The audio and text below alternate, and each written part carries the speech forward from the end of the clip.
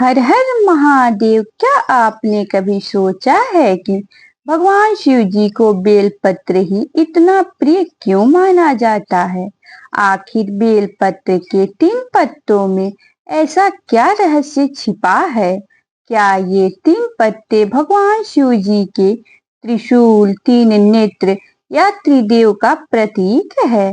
आज के इस वीडियो में हम जानेंगे बेलपत्र भगवान शिव जी को क्यों प्रिय है, बेलपत्र के 3 पत्तों का आध्यात्मिक रहस्य क्या है, पुराणों में बेल वृक्ष और बेलपत्र की क्या महिमा बताई गई है, शिकारी और भगवान शिव जी की अद्भुत कथा क्या है, सावन में बेलपत्र चढ़ाने की सही विधि क्या है, कौन सा बेलपत्र भगवान शिव जी को नहीं चढ़ाना चाहिए और बेलपत्र चढ़ाते समय किन बातों का विशेष ध्यान रखना चाहिए। इसलिए वीडियो को अंत तक जरूर देखिए, क्योंकि हो सकता है कि बेलपत्र चढ़ाने का जो तरीका आप आज तक अपनाते आए हैं उसमें कुछ ऐसी बातें हों जिन्हें जानना आपके लिए बहुत जरूरी है। पहला है, भगवान शिव जी को बेलपत्र क्यों प्रिय है? सनातन परंपरा में बेलपत्र को भगवान शिव जी की पूजा में अत्यंत महत्वपूर्ण माना गया है। बेल का वृक्ष केवल एक साधारण पेड़ नहीं माना जाता, बल्कि इसे धार्मिक दृष्टि से बहुत पवित्र माना गया है। मान्यता है कि बेलपत्र भगवान शिव जी को अत्यंत प्रिय है। शिवलिंग पर जल, दूध और अन्य पूजन सामग्री अर्पित करने के साथ बेलपत्र चढ़ाने की परंपरा बहुत प्राचीन है। लेकिन प्रश्न यह है कि आखिर बेलपत्र ही क्यों? इसका उत्तर हमें धार्मिक मान्यताओं और पुराणों से वर्णित कथाओं में मिलता है। बेलपत्र की 3 पत्तियां एक साथ जुड़ी होती है। इन्हें सामान्यतः भगवान शिव जी के 3 नेत्रों, त्रिशूल, त्रिगुण और त्रिदेव से जोड़ा जाता है। एक पत्ता हमें भगवान शिव जी के 3 नेत्रों की याद दिलाता है। 3 पत्तियां हमें यह संदेश देती है कि भगवान शिव जी केवल एक रूप में नहीं, बल्कि सृष्टि के अनेक रहस्यमय तत्वों के आधार हैं। इसलिए भक्त बेलपत्र शिवलिंग पर अर्पित करता है तो वह केवल एक पत्ता नहीं चढ़ाता, बल्कि अपनी श्रद्धा, समर्पण और भक्ति अर्पित करता है। दूसरा है, बेलपत्र के 3 पत्तों का असली रहस्य। अब बात करते हैं बेलपत्र की 3 पत्तियों के रहस्य की। धार्मिक परंपरा में इन 3 पत्तियों को कई प्रतीकों से जोड़ा गया है। पहला संबंध है भगवान शिव जी के 3 नेत्रों से। भगवान शिव जी को त्रिनेत्रधारी कहा जाता है। उनका तीसरा नेत्र ज्ञान और चेतना का प्रतीक माना जाता है। दूसरा संबंध है त्रिशूल से। भगवान शिव जी के हाथ में त्रिशूल होता है। त्रिशूल की 3 धाराएं जीवन के अलग अलग आयामों का प्रतीक मानी जाती है। तीसरा संबंध है त्रिदेव से। ब्रह्मा, विष्णु और महेश सृष्टि के 3 प्रमुख देव रूप माने जाते हैं। इसी प्रकार बेलपत्र की 3 पत्तियों को सृष्टि के 3 गुणों सत्व, रज और तम से भी जोड़ा जाता है। इसलिए बेलपत्र का अर्थ केवल पूजा की सामग्री नहीं है, यह भक्त को एक गहरा आध्यात्मिक संदेश भी देता है। अपने जीवन के तीनों गुणों को संतुलित करके ईश्वर के प्रति समर्पित होना। तीसरा है बेल वृक्ष का माता पार्वती से संबंध। बेल वृक्ष को लेकर भी कई धार्मिक मान्यताएं प्रचलित हैं। कुछ परंपराओं में बेल वृक्ष को माता पार्वती जी से संबंधित माना गया है। मान्यता है कि बेल वृक्ष में देवी शक्ति का पवित्र अंश माना जाता है। इसी कारण बेल वृक्ष को और भगवान शिव जी का संबंध अत्यंत पवित्र माना गया है। भगवान शिव जी माता पार्वती जी का संबंध केवल पति पत्नी का नहीं है, यह शिव और शक्ति के मिलन का प्रतीक है। शिव को चेतना और शक्ति को ऊर्जा का प्रतीक माना जाता है। इसलिए जब भक्त बेलपत्र शिवलिंग पर चढ़ाता है तो वह शिव और शक्ति दोनों के प्रति श्रद्धा व्यक्त करता है। यही कारण है कि सावन के महीने में बेलपत्र का महत्व और भी अधिक बताया जाता है। चौथा है शिकारी और भगवान शिव जी की अद्भुत कथा। अब सुनिए वह कथा जो भगवान शिव जी की करुणा और बेलपत्र की महिमा को बहुत सुंदर तरीके से समझाती है। यह कथा शिवरात्रि से जुड़ी लोक परंपराओं में विशेष रूप से सुनाई जाती है।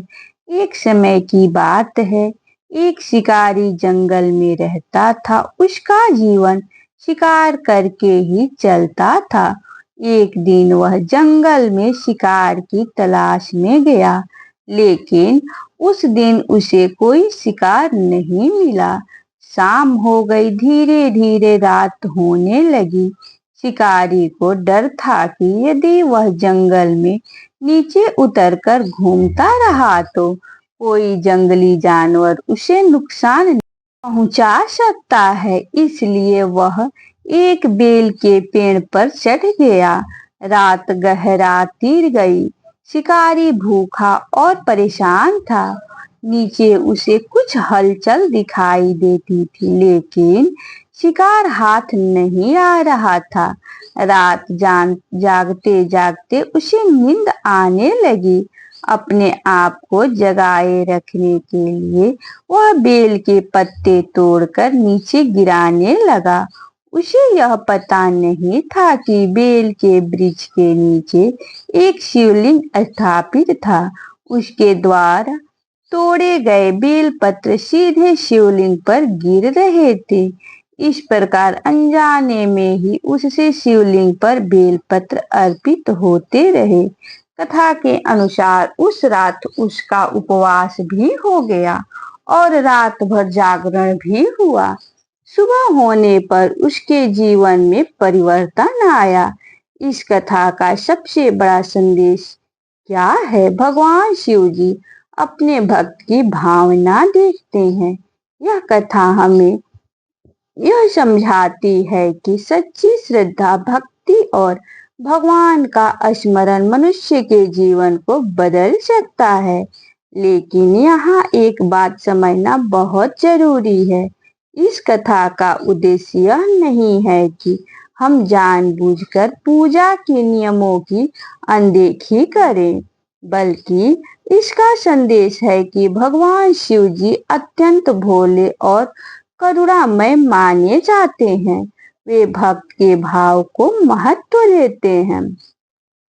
पांचवा है सावन में बेलपत्र चढ़ाने का विशेष महत्व। सावन का महीना भगवान शिव जी की आराधना के लिए विशेष माना जाता है। इस महीने में भक्त शिवलिंग पर जलाभिषेक करते हैं। दूध, दही, शहद, गंगाजल और अन्य पूजन सामग्री अर्पित करते हैं। लेकिन इन सभी के साथ बेलपत्र का विशेष महत्व माना जाता है। सुबह स्नान करके स्वच्छ वस्त्र पहनी पूजा स्थान को साफ करें। सबसे पहले भगवान शिव जी का ध्यान करें, फिर शिवलिंग पर श्रद्धा से जल अर्पित करें। इसके बाद बेलपत्र अर्पित करें। बेलपत्र चढ़ाते समय मन में भगवान शिव जी का ध्यान करें और ओम नमः शिवाय का जाप करें। यहाँ सबसे महत्वपूर्ण बात है, पूजा में सामग्री से अधिक महत्व श्रद्धा का माना गया है। इसलिए यदि आपके पास बहुत सारी पूजन सामग्री नहीं है तो भी चिंता न करे। सच्चे मन से एक लोटा जल और एक बेलपत्र भी भगवान शिव जी को अर्पित किया जा सकता है। 6वां है बेलपत्र कैसे चढ़ाना चाहिए। अब बात करते हैं बेलपत्र चढ़ाने की सामान्य विधि की। सबसे पहले बेलपत्र को साफ जल से धो ले, फिर उसे ध्यान से देखें।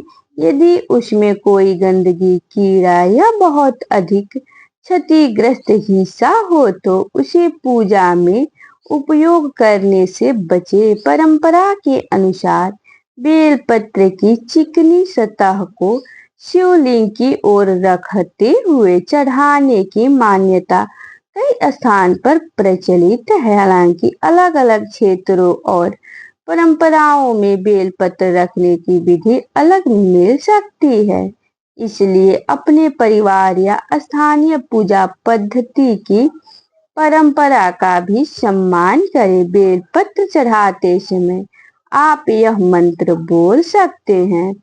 त्रिदलम त्रिगुणाकारम नेत्रम च त्रयायुधम त्रिजन्म पाप संहारम एक बिल्वम शिवा अर्पणम। इसका भाव है कि 3 दल वाला बेलपत्र भगवान शिव जी को अर्पित करके मनुष्य अपने पापों और नकारात्मक कर्मों से मुक्ति की प्रार्थना करता है। ध्यान रहे, मंत्र का उच्चारण जितना शुद्ध हो उतना अच्छा है, लेकिन उससे भी अधिक महत्वपूर्ण है श्रद्धा और भाव। 7वां है कौन सा बेलपत्र भगवान शिव जी को नहीं चढ़ानी चाहिए। अब एक बहुत महत्वपूर्ण बात, हर बेलपत्र पूजा के लिए उचित नहीं माना जाता।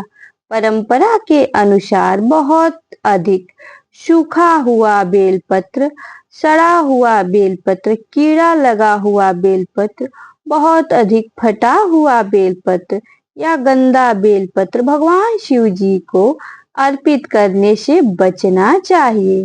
कई स्थानों पर 3 पत्तियों वाला पूरा बेलपत्र विशेष रूप से शुभ माना जाता है। यदि बेलपत्र की पत्तियां टूट चुकी हो या वह पूजा योग्य स्थिति में न हो तो नया और साफ बेलपत्र लेना बेहतर माना जाता है। एक और महत्वपूर्ण बात है, बेलपत्र को पेड़ से तोड़ते समय भी पेड़ का सम्मान करें। पेड़ को नुकसान पहुंचाकर या बहुत अधिक पत्तियां तोड़कर पूजा करना उचित भाव नहीं माना जा सकता। प्रकृति की रक्षा करना भी भगवान की सेवा ही है। 8वां है बेलपत्र तोड़ने का ध्यान रखने योग्य नियम। यदि आप बेलपत्र स्वयं तोड़ रहे हैं तो श्रद्धा और सावधानी से तोड़ें। बेल वृक्ष को प्रणाम करें, मन में भगवान शिव जी का ध्यान करें। जितने बेलपत्र की आवश्यकता हो उतने ही की ले। पेड़ की शाखाओं को नुकसान न पहुंचाएं और सबसे महत्वपूर्ण, प्रकृति और भगवान की देन समझकर उसका सम्मान करें, क्योंकि यदि हम भगवान शिव जी को बेलपत्र चढ़ा रहे हैं और उसी बेल वृक्ष को नुकसान पहुंचा रहे हैं तो हमारी पूजा की भावना अधूरी हो सकती है। भगवान शिव जी स्वयं प्रकृति से जुड़े देवता माने जाते हैं। उनके शरीर पर भस्म है, गले में नाग है, जटाओं में गंगा है, मस्तक पर चंद्रमा है और कैलाश उनका निवास माना जाता है। इसलिए शिव जी की पूजा के साथ प्रकृति की रक्षा करना भी एक सुंदर आध्यात्मिक संदेश है। 9वां है, क्या एक बेलपत्र से भी भगवान शिव जी प्रसन्न हो सकते हैं। बहुत से भक्त सोचते हैं कि भगवान शिव जी को प्रसन्न करने के लिए बहुत सारी पूजा सामग्री चाहिए। इसलिए शिव भक्त की सबसे सुंदर बात यही है कि भगवान शिव जी को भोलेनाथ कहा जाता है। वे सरल पूजा से भी प्रसन्न होने वाले देवता माने जाते हैं। एक लोटा जल, एक बेलपत्र और सच्चे मन से ओम नमः शिवाय इतना भी भक्त के लिए भक्ति का माध्यम बन सकता है। इसलिए पूजा में दिखावा करने के बजाय मन की श्रद्धा को महत्व दे। यदि आपके पास धन कम है, पूजा सामग्री कम है या बड़ी पूजा करने की व्यवस्था नहीं है तो भी भगवान शिव जी का स्मरण करना बंद मत कीजिए, क्योंकि भगवान तक पहुंचने का मार्ग श्रद्धा से होकर जाता है। 10वां है बेलपत्र का आध्यात्मिक महत्व। बेलपत्र हमें 3 महत्वपूर्ण बातें सिखाता है। पहली है शरीर, मन और आत्मा की शुद्धि। दूसरी है अहंकार, क्रोध और नकारात्मकता को भगवान के चरणों में समर्पित करना।